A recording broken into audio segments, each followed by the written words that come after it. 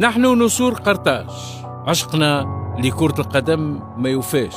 بدات الحكاية في كأس العالم 78 مع جيل ولا أروع، وبعد ما غبنا رجعنا عام 98، تألقنا في 2002، في 2006 سجلنا وفرحنا الجماهير، ثم مشينا لروسيا لنكتب فصل جديد حديث في تاريخ مشاركاتنا في كأس العالم، والآن نستعد مرة أخرى للتألق في أول بطولة كأس العالم بنكهة عربية على أرض قطر.